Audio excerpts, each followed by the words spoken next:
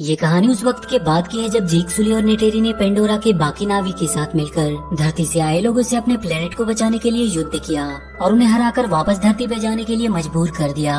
वहाँ पे सिर्फ वही लोग रहे जो उस प्लेनेट को बर्बाद नहीं होने देना चाहते थे।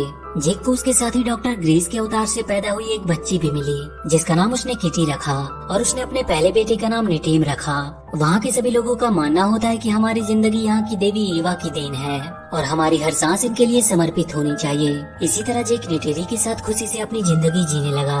अब उसके टोटल 4 बच्चे हो चुके थे। धरती के लोगों के वहाँ से चले जाने के बाद उन्हें वहाँ पर कर्नल का बेटा मिला जो काफी छोटा था और क्योंकि कर्नल अब मारा जा चुका था इसीलिए उन्होंने उस बच्चे को अपने साथ ही रखकर उसकी देखभाल की और उसका नाम उन्होंने स्पाइडर रखा। वो भी जेक के बच्चों के साथ ही खेला करता था और उन्हीं को वो अपना परिवार मानता था। लेकिन नेटेरी के लिए अब भी वो एक एलियन ही था जो कि उसके बाकी के बच्चों से हमेशा अलग ही रहेगा। जेक ने खुद ही अपने बच्चों को लड़ने और हथियार चलाने की कला भी सिखाई। वो सब अपनी जिंदगी में काफी खुश थे। लेकिन एक दिन जेक को आसमान में एक नया तारा दिखा और इसका सिर्फ एक ही मतलब था कि धरती के लोग अपने स्पेसशिप से वापस पेंडोरा पर आ रहे थे। पर इस बार वो कुछ ज्यादा ही तैयारी के साथ आए थे क्योंकि उन्होंने अपनी पिछली हार से बहुत कुछ सीखा था और एक बार फिर से उन्होंने सब कुछ बर्बाद करना शुरू कर दिया।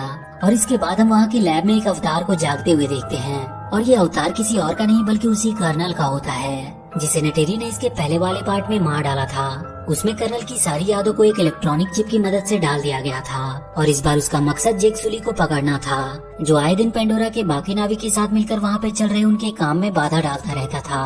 और आज भी वो अपने लोगों के साथ मिलकर एक हथियार से भरे ट्रेन पर हमला करके सारे हथियार को लूट लेता है। वहीं पे हम उसके दोनों बेटों को देखते हैं। वो भी अपने डैड की तरह ही काम करना चाहते थे और इसीलिए वो भी वहाँ के हथियारों को लूटने चले गए। पर उसी दौरान वहाँ पर हुए एक हवाई हमले में नेटेम घायल हो गया लेकिन खुशकिस्मती से उसे कुछ हुआ नहीं और जेक उसे बचाकर घर ले आया। वहाँ पे बहुत सारे नावी पहाड़ों की गुफा में छुप कर रहा करते थे क्योंकि इंसानों ने वहाँ पे आकर उनके घरों को तबाह कर दिया था। वहाँ पे जेक अपने बेटों को बहुत डांट लगाता है क्योंकि उसके मना करने के बावजूद वो लोग उसके पीछे गए थे। अब कर्नल और उसके बाकी के साथी अवतार एक बेस पे पहुँचते हैं। वहाँ की जनरल उसे बताती है कि जेक उनके लिए आए दिन मुसीबत बनता जा रहा है और अगर वो चाहते हैं कि पेंडोरा इंसानों के रहने के लायक भी बने तो उन्हें किसी भी हालत में जेक को पकड़ना ही होगा। इसके लिए उसकी आर्मी बहुत दिनों से कोशिश कर रही थी लेकिन उन पहाड़ों में उसे ढूंढना बहुत ही मुश्किल हो रहा था। कर्नल अपने साथियों के साथ उसकी तलाश करने के लिए जंगल में चला गया। वहीं पे जेक के सभी बच्चे भी घूमने के लिए आए हुए थे। वो कर्नल उस जगह पे जाता है जहाँ पर पिछली बार उसकी नावी लोगों के साथ लड़ाई हुई थी।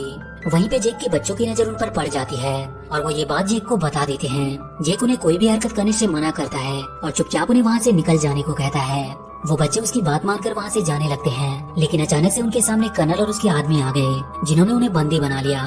कर्नल स्पाइडर को देखकर पहचान लेता है कि वो उसी का बेटा है। वो उन सबको अपने साथ ले जाने की तैयारी करने लगे लेकिन तब तक वहाँ पर जेक और नेटेरी भी पहुँच चुके थे और वो दोनों छुपकर अपने हथियारों से उन पर हमला कर देते हैं और वो किसी तरह उन बच्चों को वहाँ से भगाने में कामयाब रहते हैं। लेकिन इन सब में स्पाइडर पकड़ा जाता है और कर्नल उसे उठाकर अपने साथ ही ले जाता है। जेक अब अपनी फैमिली की सेफ्टी के लिए उन्हें कहीं दूर ले जाना चाह रहा था क्योंकि अब स्पाइडर पकड़ा जा चुका था और उसे डर था कि कहीं वो उन्हें उनका पता ना बता दे जिससे उसकी वजह से उसके बाकी के सारे लोग भी मारे जा सकते थे। इधर स्पाइडर को वो लोग जेक का पता बताने के लिए बहुत टॉर्चर कर रहे थे पर वो किसी भी हाल में उनके सामने झुकने को तैयार नहीं था। इसलिए कर्नल खुद अपने तरीके से उसे समझाने की कोशिश करता है।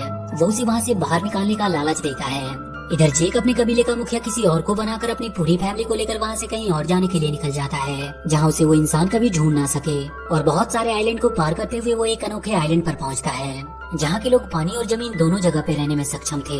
वहाँ के सारे लोग उन्हें देखकर वहाँ पे इकट्ठा हो जाते हैं। वो अपने से अलग लोग को देखकर थोड़ा हैरान भी थे और थोड़ी ही देर में वहाँ पर उनका मुखिया भी आ जाता है। जेक उनसे आग्रह करता है कि वो उसकी फैमिली को वहाँ पर रहने की इजाजत दे दे पर वहाँ का मुखिया उससे कहता है कि वो लोग पानी में रहने वाले हैं और वो लोग उनके साथ रह नहीं पाएंगे।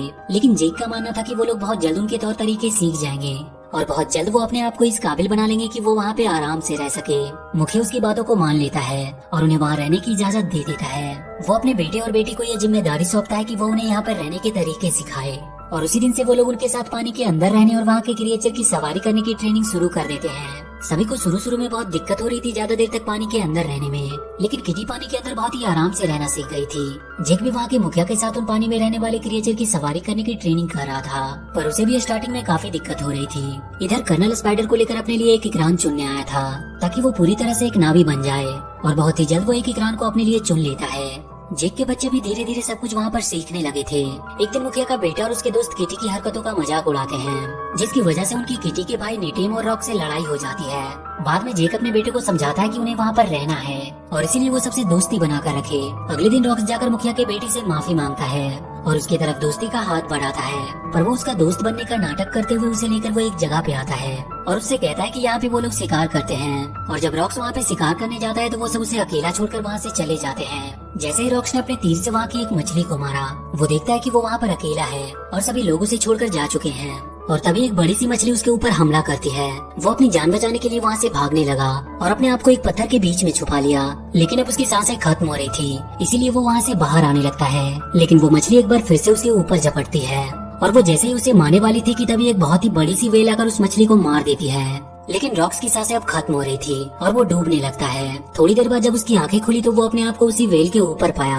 वो उस वेल का शुक्रिया कर रहा था कि उसने उसकी जान बचाई। तभी वो देखता है कि उस वेल के फिन में एक लोहे की हुक फंसी हुई है और वो जाकर उस हुक को वहाँ से निकाल देता है। और अब ऐसा लग रहा था कि वो वेल उसे अपना दोस्त मानने लगा है। वो उसे लेकर उस आइलैंड पर पहुँचा देता है जहाँ पे सभी लोग रॉक्स को काफी देर से ढूंढ रहे थे। मुखिया अपने बेटे की गलती की सजा देने की बात करता है, लेकिन रॉक्स कहता है कि इसमें सारी गलती उसकी खुद की है। इस बात से अब वो लड़का भी उसका सच में दोस्त बन जाता है। अगले दिन रॉक्स सबको बताता है कि एक वेल ने उसकी जान बचाई, जिसका ऊपर का एक फिन कटा हुआ था। मुखिया की बेटी उसे तुरंत पहचान जाती है और वो बताती है कि उसे टुकून कहा जाता है, लेकिन जिसे उसने देखा उसका नाम पायाकन है, जिसे सबसे अलग और अकेला कर दिया गया क्योंकि लोगों का कहना था कि वो एक हत्यारा है जिसने कई सारे नाविक को मारा था। लेकिन रॉक्स ये बात मानने को तैयार नहीं था क्योंकि उसने उसकी जान बचाई थी।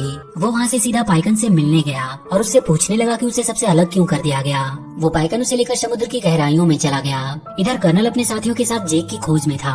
वो एक बहुत बड़े से जहाज जो टुकुन का शिकार किया करते थे, उनकी मदद से वो वहाँ से दूर हर एक आइलैंड की छानबीन करने का सोचता है। और थोड़ी ही देर में वो लोग उस आइलैंड पर पहुँच जाते हैं और वहाँ के लोगों को टॉर्चर करके उनसे जेक के बारे में पूछने लगते हैं, लेकिन कोई भी उन्हें कुछ भी बताने को तैयार नहीं था, इसीलिए वो उनके पूरे गांव को ही जला देता है।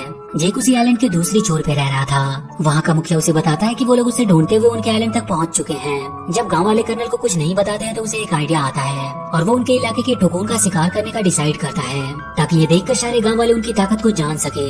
इधर रॉक्स पाइकन के साथ बॉन्ड बनाकर उसके बारे में जानता है कि उसे सबसे अलग क्यों किया गया। रॉक्स उसमें देख पाता है कि कैसे हंटर्स ने उन पर हमला किया था जिसमें कई नावी और टुकुन मारे गए, लेकिन सबने उसे एक किलर समझा। इधर वो हंटर अपने आधुनिक मशीनों का इस्तेमाल करके बड़े से टुकुन को बड़े ही आसानी से मार गिराते हैं और उसे मारकर उसके अंदर से वो कोई फ्लूइड बाहर निकालते हैं जिसके इस्तेमाल करने से इंसान की उम्र बढ़ती नहीं थी और इसीलिए वो काफी महंगा भी बिकता था। वो लोग उस टुकुन की लाश को उस आइलैंड के पास फेंक देते हैं, जिसे देखकर वहाँ के लोग काफी ज्यादा दुखी हुए क्योंकि वहाँ के रहने वाले सारे जानवर उनके परिवार के एक हिस्से की तरह ही थे।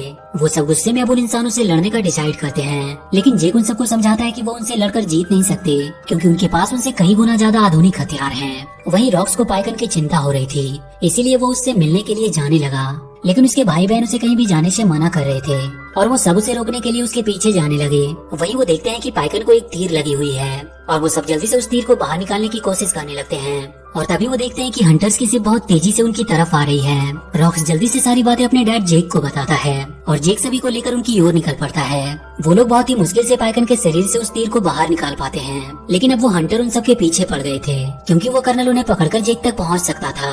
वो सब भागने की बहुत कोशिश करते हैं, लेकिन आखिरकार वो उनके जाल में पकड़े जाते हैं। कर्नल उन्हें अपने क्रांत से उठाकर उस शिप पर ले आता है और उन सबको कैद करके वो जेक को अपने पास बुलाता है। जेक अकेला ही उसकी तरफ बढ़ने लगा क्योंकि उसने उसे अकेला ही आने को कहा था, पर तभी अचानक से पाइकन उस शिप पर हमला कर देता है और वहाँ पे चारों तरफ तोड़ फोड़ मचा देता है। ये देखकर जेक और उसकी सेना को भी हमला करने का मौका मिल जाता है और वो सब उन पर टूट पड़ते हैं। नेटेरी भी अपने इकराम पर बैठकर अब हमला कर रही थी। उन सारे बच्चों को भी कैद से छुड़ा लिया जाता है, लेकिन इस बार वो किटी को पकड़ लेते हैं और वो शिप भी अब टूट रही थी और किसी भी वक्त वो डूबने वाला था। उसी लड़ाई में भागने के दौरान जेक के बड़े बेटे नेटेम को गोली लग जाती है और इस वजह से उसकी मौत हो जाती है। इधर जेक की बेटी किटी अभी भी कर्नल के कब्जे में थी।